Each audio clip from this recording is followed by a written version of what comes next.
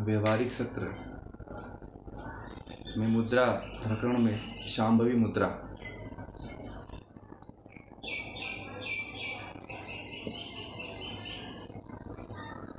शांभवी मुद्रा बहुत ही इम्पोर्टेंट और साधना की दृष्टि से हमारे चित्त को एकाग्र करने की दृष्टि से, या जो भी हम योग में अगर कुछ विशेष करना चाहते हैं, कुछ विशेष प्राप्त करना चाहते हैं, कुछ विशेष इसी से सिद्धि प्राप्त करना चाहते हैं, तो जो शांभवी मुद्रा है अपने आप में बहुत ही जबरदस्त जो कही जाती है। शांभवी मुद्रा का जो अर्थ होता है,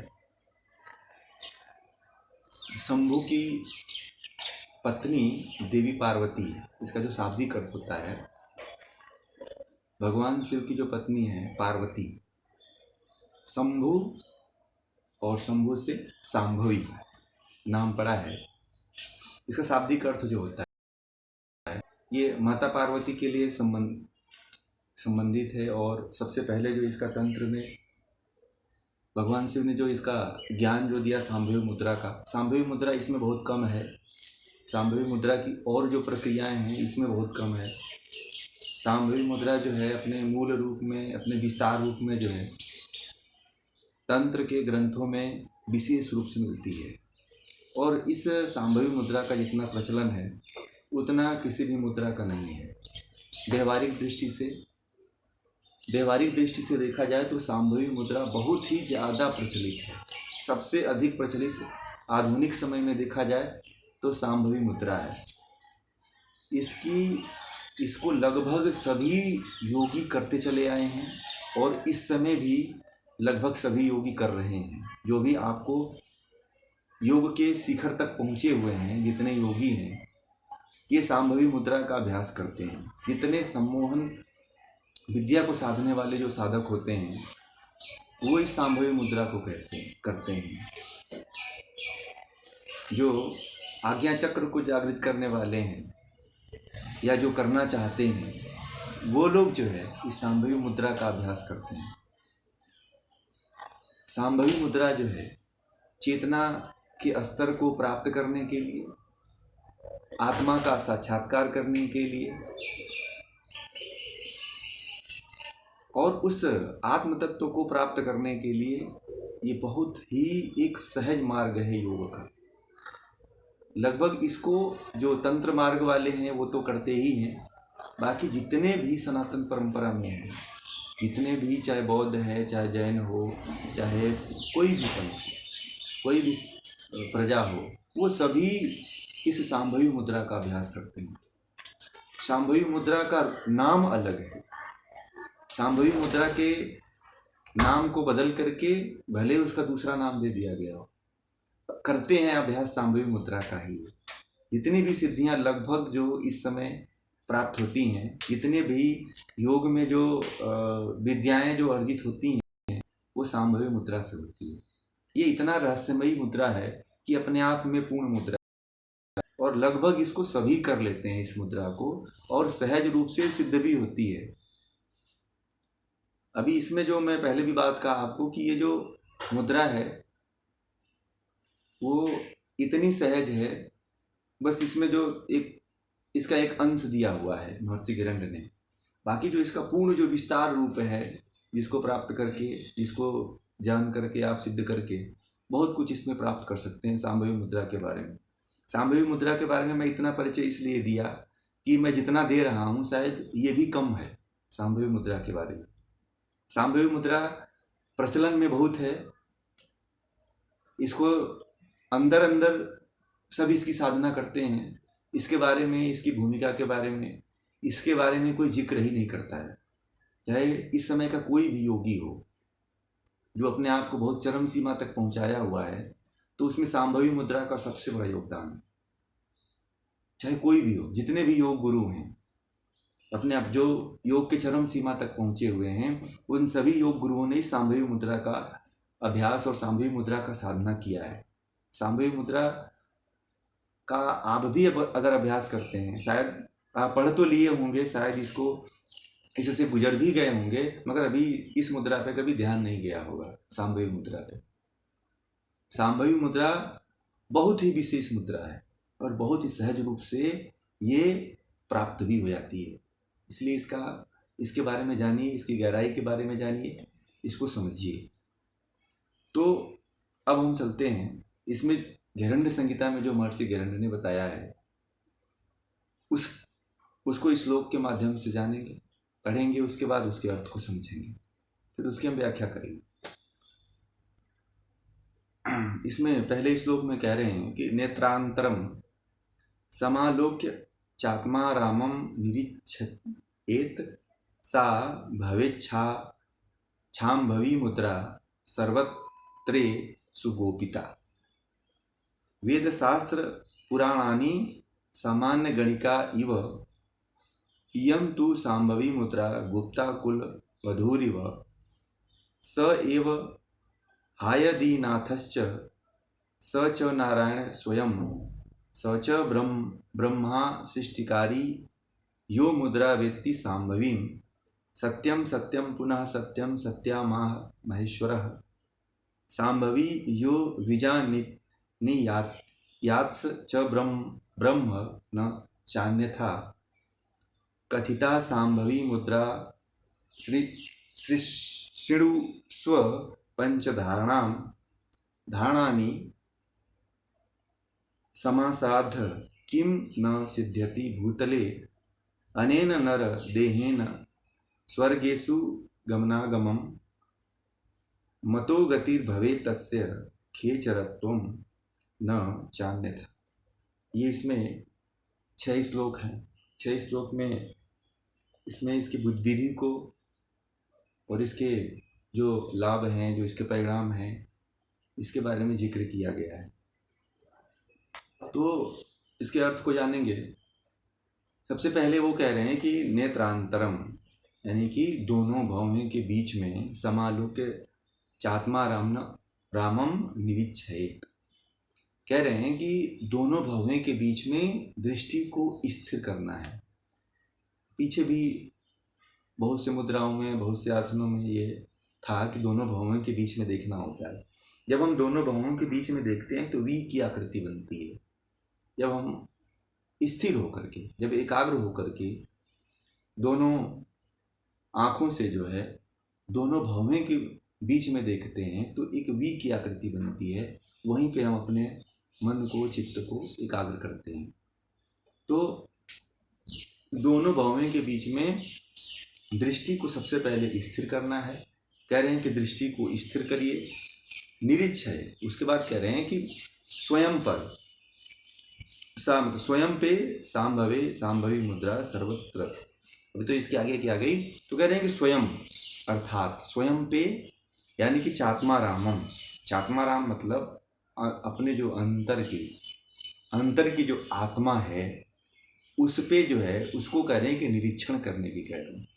उस पे निरीक्षण मतलब देखने की, ध्यान करने की, है ना। निरीक्षय मतलब देखने का, निरीक्षण करने का। तो कह रहे हैं कि दोनों भवों के बीच में दृष्टि को स्थिर करके अपने जो हम स्वयं पे, अंतरात्मा पे क्या करना है, निरीक्षण करना है, उसको देखना है, भीतर देखना है। अब जब आप यहाँ पे आँखों के द्वारा, दृष्टि के द्वारा जो है देखना जब प्रारंभ करते हैं तो शुरुआती दौर में आपको ऐसा लगेगा कि यहाँ पे थोड़ा सा दबाव पड़ेगा, आँखों पे दबाव पड़ेगा, फिर आप इस दर्द को थोड़ा सा सहन नहीं कर पाएंगे, फिर इसको आप छोड़ देंगे। शुरुआती दौर में शुरुआती साधकों को ऐसा होता है। बाकी जब धीरे धीरे इसके अभ्यास को जब आप करते चले जाएंगे तो स्थिर जब कर लेंगे आप दोनों भवों के बीच में अपनी दृष्टि को स्थिर करने के बाद एक ऐसी अवस्था आती है कि धीरे धीरे जो है मन जो है एकाग्र होने लगता है और दृष्टि जो है सारी इंद्रियां जो हैं, इंद्रियों के जो विषय हैं वो विषय जो है धीरे धीरे सिमट करके, जैसे कछुआ अपने अंगों को सिकोड़ लेता है, वैसे इंद्रियां अपने आप में आकर के अपने मूल प्रकृति में जाके समाहित हो जाती हैं। और जब समाहित हो जाती हैं तो फिर जो आत्मा है वो स्वयं को निरीक्षण करने लगती है, स्वयं को जानने लगती है कि मैं कौन हूँ। जब व्यक्ति स्वयं को जान जाता है, जब अंतरात्मा को जान जाता है, अपने आत्मा का जब साक्षात्कार कर लेता है, तो वहाँ पे कह रहे हैं कि उसके बाद जब ये तो निरीक्षण हो गया, तो इसे सांभवी मुद्रा कहते हैं। बस इतना ही उन्होंने कहा है कि निरीक्षण तो सांभवी मुद्रा, यानी कि जब आप स्वयं को, जब अपने अंतरात्मा को जब निरीक्षण करते हैं, तो वही जो है सांभवी मुद्रा है। ये तो इसकी विधि हो गई।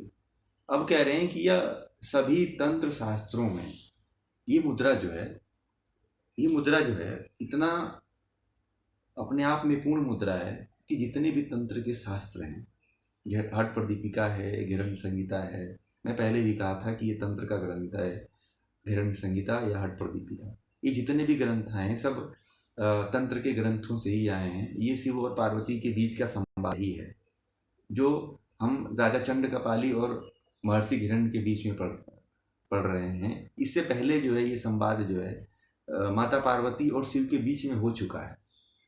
ये दूसरा संवाद जो है राजा चंड कपाली और घिरण्य के बीच में चल रहा है, इससे पहले ये हो चुका है। तो वो सुनकर के महर्षि घिरण्य जो है राजा चंड कपाली को ये शिक्षा दे रहे हैं, ज्ञान दे रहे हैं कि ये जो तंत्र, जितने भी तंत्र ग्रंथ हैं, सभी ग्रंथों में, सभी तंत्र के सभी ग्रंथों में बहुत ही गोपनीय है, ये बहुत ही गोपनीय। इस मतलब इसका ऐसा मतलब समझिए कि सबसे श्रेष्ठ मुद्रा है ये। जैसे मैं पहले ही कहा था आपको, इसको शुरुआत करने से पहले कहा था कि ये मुद्रा सभी मुद्राओं में लगभग सबसे श्रेष्ठ है, ये सबसे श्रेष्ठ कहा है।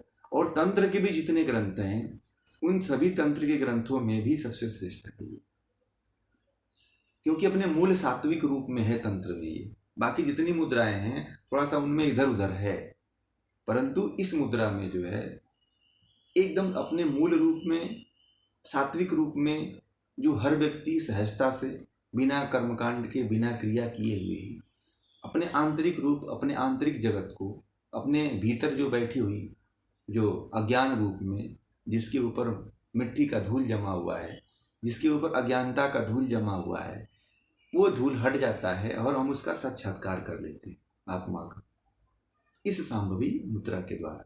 तो ये सभी जितने भी हठयोग के ग्रंथ हैं, उन हठयोग के सब के ग्रंथों में जितनी भी मुद्राएं बताई गई हैं, उन सभी मुद्राओं में सबसे सर्वश्रेष्ठ है ये, एक तरह से मानिए। इसको महर्षि घिरण्य भी कह रहे हैं, और आगे भी जितने भी योगी हुए हैं सभी लगभग इसको कहते ही कहते हैं। तो अब ये कह रहे हैं कि उसमें प्रमुख है वेद। अभी आगे आते हैं तो ये कह रहे हैं कि वेद शास्त्र पुराणानी सामान्य गणिकाई। जो वेद हैं, जो शास्त्र हैं और जो पुराण हैं, इनको कहा है कि ये सामान्य गणिका की तरह, सामान्य स्त्री की तरह है। ये सामान्य है, सामान्य स्त्री की तरह इनको तुलना किया है कि जो वेद है, शास्त्र है, पुराण है, ये एक तरह से सर्वसाधारण स्त्री की तरह है, समान है, जो सिंपल, जिसके अंदर कोई गुण कला स्वभाव नहीं होता है। और सांभवी मुद्रा जो है कुल वधू के समान है। कुल वधू मतलब, कुल वधू में क्या होता है, कुल वधू को एक दुल्हन की तरह उसको सुरक्षित रखा जाता है। जब शादियां होती हैं, घर में कोई नई नई दुल्हन आती है, तो वो जो है उसको घर में जो है सुरक्षित तरीके से, कि कोई देख न ले, घूंघट लगा के रखते हैं लोग, पर्दा लगा के रखते हैं कि कोई कहीं से कोई झांक ना पाए, कोई देख ना पाए, कोई इधर से कोई अपने दृष्टि न डाल पाए। तो कह रहे हैं कि कुल वधू को जैसे जिस प्रकार एक राजा अपने यहाँ अपने जब किसी नई दुल्हन को ब्याह करके लाता है अपने लड़के के लिए या पुत्र के लिए, तो जो कुल की जो वधू होती, जैसे सीता थी तो वो भी राजा दशरथ की कुल वधू थी, तो जैसे वो उस तरह से वो लोग अपने सीता को अपने राज्य में कुलवधू की तरह सुरक्षित करके रखे हुए थे, उसी तरह जो सांभवी मुद्रा है ये कुलवधू के समान है। बाकी जो वेद पुराण जो हैं, वो जो ज्ञान के ग्रंथ हैं, वो क्या है, वो साधारण स्त्री के समान है, जिसकी कोई गणना नहीं है स्त्री की। वो उन स्त्रियों का कोई स्तर नहीं है। बाकी उनके स्त्री से गणना कर दिया, वेद की भी गणना स्त्री से कर दिया, जितने शास्त्र हैं उनकी गणना स्त्री से कर दिया, जितने पुराण हैं उनकी गणना स्त्री से कर दिया। और कहते हैं कि जो सांभवी मुद्रा का अभ्यास कर लेता है, वो सांभवी मुद्रा का अभ्यास करने पे जो उसको अस्त्र प्राप्त होता है, जो उसको ज्ञान प्राप्त होता है, जो उसको तेज प्राप्त होता है, जो सिद्धियां प्राप्त होती हैं, और जो आत्मा का जब वो साक्षात्कार करता है तो उसके आगे सारा फीका पड़ जाता है। इसका जो साधक होता है, जो सांभवी मुद्रा का साधक होता है, उसके लिए कह रहे हैं। फिर आगे ये कह रहे हैं कि स एव राधि हृदय नाथाश्च स च नारायण स्वयं।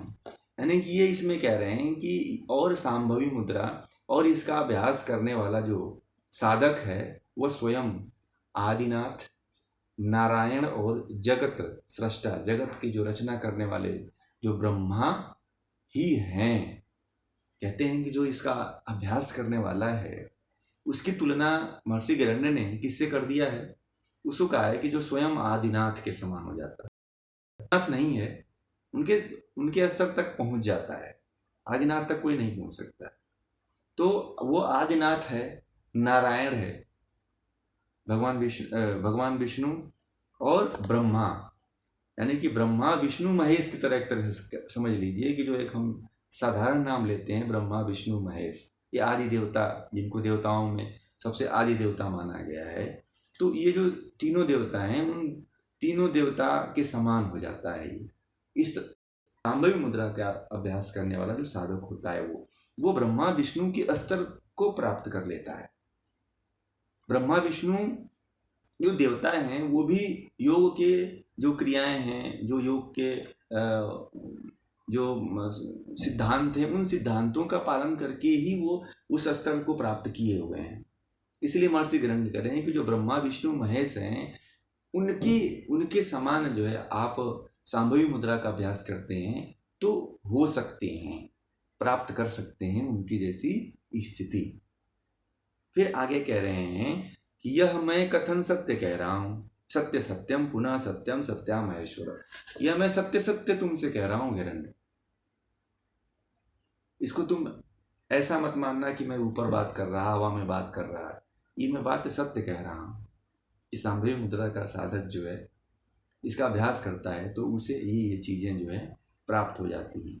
कहते हैं कि सांभवी मुद्रा का जो ज्ञाता होता है, फिर आगे कह रहे हैं कि जो सांभवी मुद्रा का जो ज्ञाता होता है बीजानित्वा, यानी कि जो ज्ञाता होता है, वो कह रहे हैं कि पुरुष साक्षात ब्रह्म रूप, ब्रह्म मतलब ईश्वर। अब यहाँ पे देखिए ब्रह्मा विष्णु की महेश की तो बात कर दी है, अब वो कह रहे हैं कि वो ईश्वर के स्वरूप को प्राप्त कर लेता है, ईश्वर के स्तर तक पहुंच जाता है। वैसे ईश्वर के स्तर को कोई प्राप्त नहीं कर सकता है, यानी कि वो ये हो सकता है कि वो समाधि को प्राप्त कर लेता है, यानी कि इसका मतलब ये है। बाकी उन्होंने ये लिखा है कि वो ब्रह्म रूप हो जाता है, ब्रह्म न चान्य था, यानी कि वो ब्रह्म के तरह जो है स्थिति उसकी हो जाती है, जिसको हम आजकल जो है ब्रह्मा को, विष्णु को, महेश को जैसे मान लेते हैं कि सबसे सर्वश्रेष्ठ देवता हैं, इनके ऊपर कोई नहीं है। उसी तरह जो है जो साधक होता है सांभवी मुद्रा का, जो इसका अभ्यास करता है, वो इस स्तर को जो है प्राप्त कर लेता है। कितना सरल है और कितने सरलता से हम कहाँ तक पहुँच जाते हैं, ये ध्यान देना बहुत ज़रूरी है। फिर आगे कह रहे हैं, ये इसमें थोड़ा सा फिर ये यहीं पे ये जो टॉपिक है सांभवी मुद्रा का, शायद यहाँ पे ये समाप्त हो जाता है। फिर जो है महर्षि गरण्य बीच में अब यहाँ पे जो करने लगते हैं पंचधारणा मुद्रा। आगे जो श्लोक है ये तो अभी सांभवी मुद्रा की बात चल रही थी, फिर वो पंचधारणा की बात करने लगते हैं कि कथिता सांभवी मुद्रा श्रेष्व पंचधारणा। अब वो कह रहे हैं कि मैंने तो तुमसे अब वर्णन सांभवी मुद्रा का किया, जो भी बताया ये सांभवी मुद्रा का वर्णन कर दिया। अब जो है हे राजा चंद्रकपाली, मैं अब तुमको जो है पंचधारणा मुद्रा के बारे में कहता हूँ, उसको भी सुन लो। तो कह रहे हैं कि दाणानी समाशब्द किम न सिद्ध्यति भूतले। कह रहे हैं कि इसके सिद्ध होने पर ऐसा कौन सा कार्य है पृथ्वी पे जो नहीं सिद्ध हो सकता है, जो नहीं किया जा सकता है। तो आगे कह रहे हैं कि किया गया वह जो है पंचधारणा मुद्रा कहते हैं उसको। कह रहे हैं कि ऐसा पृथ्वी पे इस संसार में ऐसा कौन सा कार्य है जो पंचधारणा मुद्रा का अभ्यास करने से सिद्ध नहीं होता है। पंचधारणा मुद्रा का अभ्यास करने से वो चीज प्राप्त नहीं होता है, ये कह रहे हैं। ये जो जो सिद्ध न हो सके, पंचधारणा के सिद्ध होने पर मनुष्य शरीर से ही स्वर्ग में आ जा सकता है। शरीर जो है, अगर पंचधारणा मुद्रा में क्या होता है, 5 धारणाएं होती है इसमें, जो पृथ्वी, जल, अग्नि, वायु, आकाश, ये इसको पंचधारणा कहते हैं। तो इसमें 5 तत्व जो होते हैं, जो जिससे हमारे शरीर का निर्माण होता है। कहते हैं कि जो पंचधारणा मुद्रा है, पंचधारणा मुद्रा को जो सिद्ध कर लेता है, वो शरीर में, वो शरीर जो है स्वर्ग में आ जा सकता है। यानी कि ये सिद्धि की बात है। इस मुद्रा के करने से कोई मुक्ति नहीं प्राप्त कर पाता है, केवल एक सिद्धि प्राप्त हो जाती है, आकाश गमन की या स्वर्ग में आने जाने की जो सिद्धि है वो प्राप्त हो जाती है। स्वर्ग कहाँ है इसके बारे में ज़्यादा डीपली इसमें ज्ञान नहीं दिया हुआ है, बस स्वर्ग एक शब्द नाम ले लिया है। बाकी इसमें बहुत विशेष इसके बारे में आगे जिक्र नहीं किए हुए हैं। तो और कह रहे हैं कि मनोगतिर्भवे तस्य खेचरत्वम न चान्य था, यानी कि इनके द्वारा उसकी गति मन के समान हो जाती है और खेचरत्व की प्राप्ति होती है। इसका जो अभ्यास करता है, इसके द्वारा जो है उसके जो मन की जो गति होती है, जो खेचरत्व, जो खेचरी मुद्रा जो है, एक तो खेचरी मुद्रा इससे जो है, इसके 5 धारणा से खेचरी मुद्रा भी कह रहे हैं कि खेचरत्व, यानी कि खेचरी जो मुद्रा है वो भी सिद्ध हो जाती है। कह रहे हैं कि इसके बारे में खेचरत्व की प्राप्ति हो जाती है। और जो है आकाश में जो है गमन करने का, यानी कि स्वर्ग से आने जाने का जो है सिद्धि है, वो भी प्राप्त हो जाती है। पंचधारणा के बारे में इसमें थोड़ा सा साइलेंट हो गया है। बाकी इसमें जो थोड़ा सा गैप है कि उसमें जो है इसकी विधि को नहीं बताया गया है। बाकी इसमें जो विधि इसकी जो पंचधारणा की जो है वो 5 तत्वों पे है।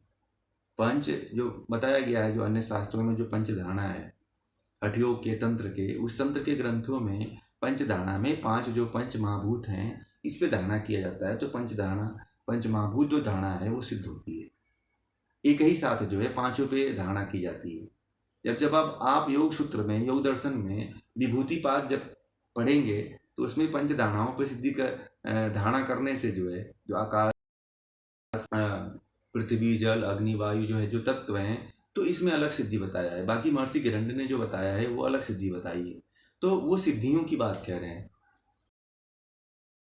बीच में ही जो है श्लोक में ही वो ला दिए हैं। बाकी अगर वैसे देखा जाए शास्त्र की दृष्टि से तो यहाँ पे एक और मुद्रा की बात आती है, पंचधारणा मुद्रा। बाकी इसके बारे में कहीं अलग से कोई शास्त्रकार जो है, कोई गिरंड के जो व्याख्याकार हुए हैं, चाहे भाष्यकार हुए हैं, उन्होंने अलग से धारणा नहीं लिखा है। लिखे भी होंगे, ये कह नहीं सकते। ये जो पंचधारणा मुद्रा है एकदम अलग है, मगर इसको जो है उन्होंने, अब मुझे समझ में नहीं आता है कि क्यों इसको जो है इस सांभवी मुद्रा में इसको जोड़ दिया गया। क्योंकि एक तो अंतरात्मा की बात आती है कि अपने अंतरात्मा को देखिए, अपने अंतरात्मा का निरीक्षण करो। तो इसमें स्थूल की तो बात आती ही नहीं, सूक्ष्म की बात आती है। क्योंकि जब तक व्यक्ति सूक्ष्म होकर के नहीं देखेगा, यानी कि इस स्थूल से पार हो चुका है, तभी वो अंतरात्मा तक पहुंच पाएगा। तो यहाँ पे जोड़ने का कोई औचित्य नहीं है। यहाँ पे शायद इसलिए जोड़ दिया है जो भाष्यकार हैं या जो स्वामी निरंजनानंद जी हैं, तो उन्होंने जोड़ने का कोई विशेष इसमें प्रयोजन भी नहीं बताया है। और इसके साथ नहीं जोड़ करके एक इसको अलग से मुद्रा ही दे देनी चाहिए थी। 26 मुद्राओं का जो है प्रकरण उनको दे देना चाहिए था कि ये अपने आप में जो पंचधारणा मुद्रा है वो अपने आप में एक मुद्रा है। इसको क्योंकि इसके बारे में और इसके जो लाभ हैं, जो सिद्धियां, इसके बारे में बताया हुआ है। तो कभी अगर भविष्य में हो सकता है कि अगर कोई अन्य भाष्यकार हुए या जो इसके बारे में कोई भाष्य करता है या कोई इसके ऊपर करता है, तो इसमें जो है आपको अलग से देखने के लिए पंचधारणा मुद्रा शायद मिल जाए। और जो इसकी त्रुटि है वो तंत्र के ग्रंथों से लिया जा सकता है, इसको लेकर के वहाँ से इसको पूरा किया जा सकता है, जो पंचधारणा जो मुद्रा है। तो ये जो आज का विषय है सांभवी मुद्रा का, वो यहीं पे आज ये पूरा होता है। और बहुत ज़्यादा इसमें विशेष नहीं है, पीछे हम आपको इसके बारे में बता दिए थे कि ये अपने आप में बहुत ही विशेष मुद्रा है सांभवी मुद्रा। सांभवी मुद्रा का जो अभ्यास करता है उसका अनुभव और जो बताने वाला होता है उसका अनुभव, दोनों में बहुत फर्क पड़ जाता है, क्योंकि वही जान पाता है, उस रस का आनंद वही ले पाता है जो इसको सिद्ध करता है। बाकी जो पुस्तकों में लिखा हुआ ज्ञान है वो जो महर्षि घेरंडे ने बताया है, उन्होंने केवल फल की का विशेष वर्णन किया हुआ है कि ये चीज़ हो जाता है, ऐसे हो जाता है, इसकी तुलना कर दिया है वेदों से, पुराणों से, शास्त्रों से, ना, और इसकी सांभवी मुद्रा की तुलना कुलवधु की तरह कर दिया है। तो ये शायद उनका कुछ अलग ही प्रयोजन रहा होगा, इसलिए ऐसा कर दिया है। बाकी सांभवी मुद्रा का जो अभ्यास होता है, आप जो भौतिक स्तर पे भी सांभवी मुद्रा का अभ्यास 2-4 मिनट 5 मिनट करके भी देख सकते हैं, इसमें भी लाभ प्राप्त होता है अगर करना चाहें तो, अगर साधना करते हैं तो। आप लोगों का कोई प्रश्न है या कोई संदेह है तो हमें बताएं, नहीं तो फिर अगले विषय पे चला जाएगा।